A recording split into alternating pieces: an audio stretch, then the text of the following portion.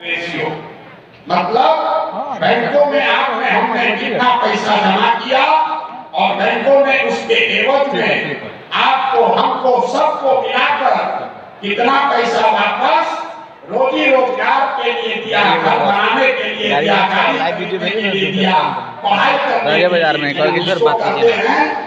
CD ratio पूरे देश में सीडी रेशियो है 75% औसत।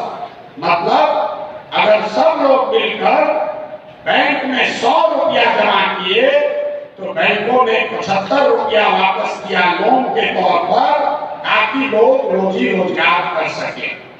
बिहार में 1990 से लेकर अभी तक सीडी रेशियो है 40%। नतीजा क्या हुआ? पिछले वर्ष पूरे बिहार की गरीब जनता ने बैंकों में जमा किया 4,61,000 करोड़ रुपया। 4,61,000 करोड़। अगर 75% पैसा आपको हमको समाज को ऋण के तौर पर मिलता काम करने के लिए, रोजगार के लिए, तो बिहार के लोगों को मिलता 2,80,000 करोड़ रुपया। लेकिन मिला कितना? 1,61,000। 1,61,000 करोड़।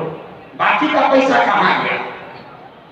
बाकी का पैसा इन बैंकों ने बिहार से उन राज्यों में भेज दिया जहां उद्योग धंधे लग रहे हैं, जहां रोजगार हो रहा है। गुजरात में, कर्नाटक में, आंध्र प्रदेश में, तेलंगाना में, तमिलनाडु में, केरल में सीडी रेशियो 90 से ज्यादा। मतलब वहां के लोग अगर 100 रुपया बैंक में जमा किए तो उनको 90 रुपया मिला रोजी रोजगार के लिए। और बिहार के गरीब लोग 100 रुपया जमा किए, आपको 40 रुपया मिला। इसका असर क्या है इसको समझिए।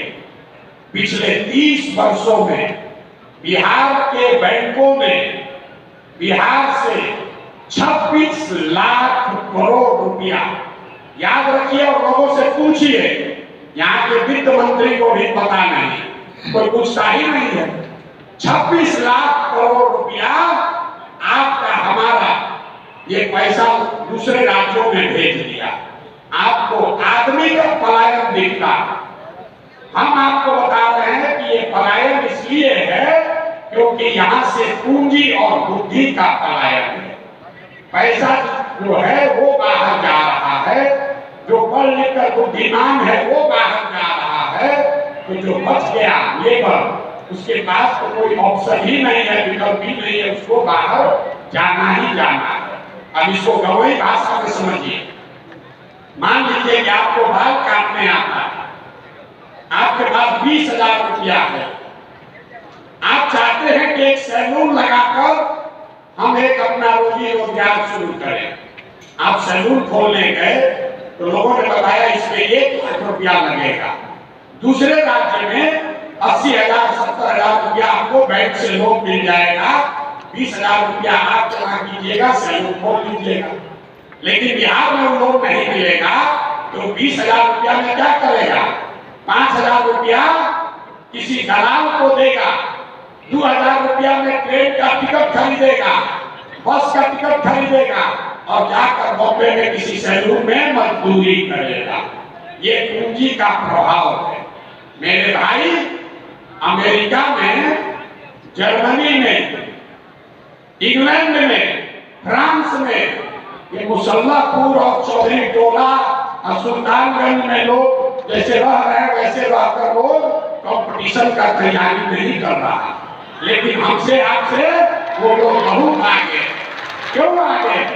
इसलिए नहीं कि 100 रेलवे के नौकरी के लिए 10 लाख लोग 5-5 बरस अपना घर से पैसा खर्चा करके, खेत बेच के 10 लाख लोगों ने नौकरी दिया, परीक्षा दिया।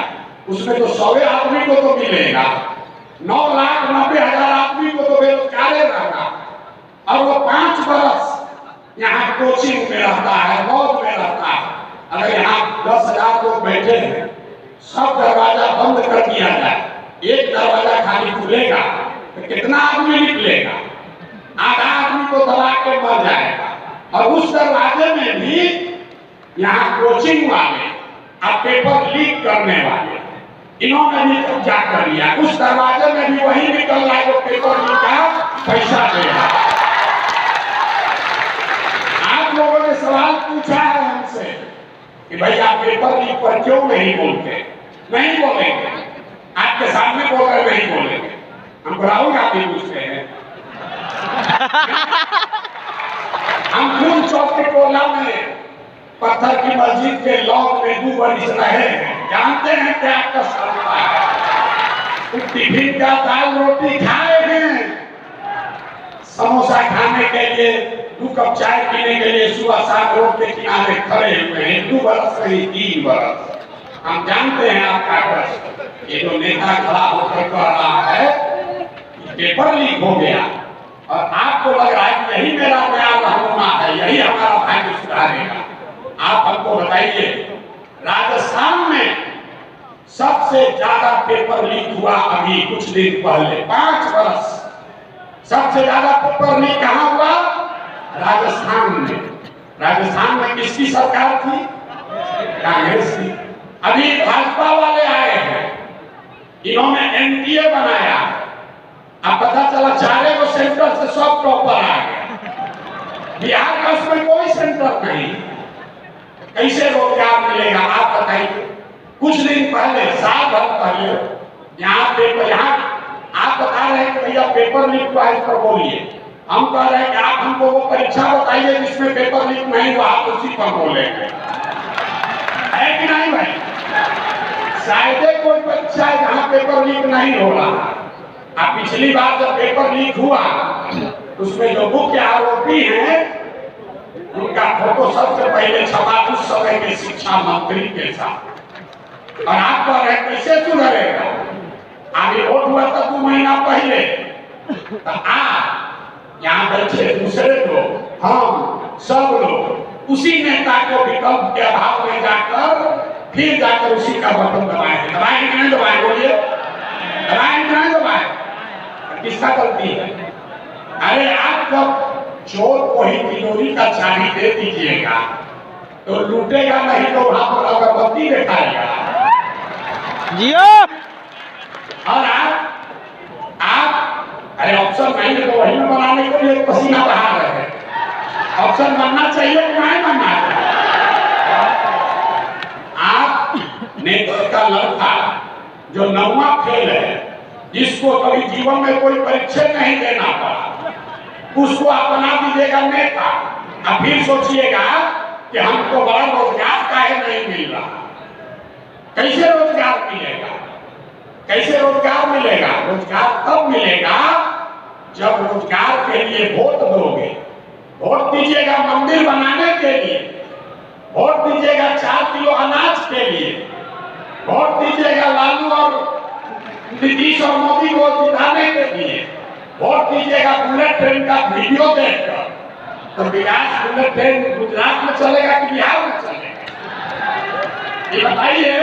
ये रोजगार का बात की है भाई, बहुत अच्छा। सुनिए, अंतिम बात, नीतीश कुमार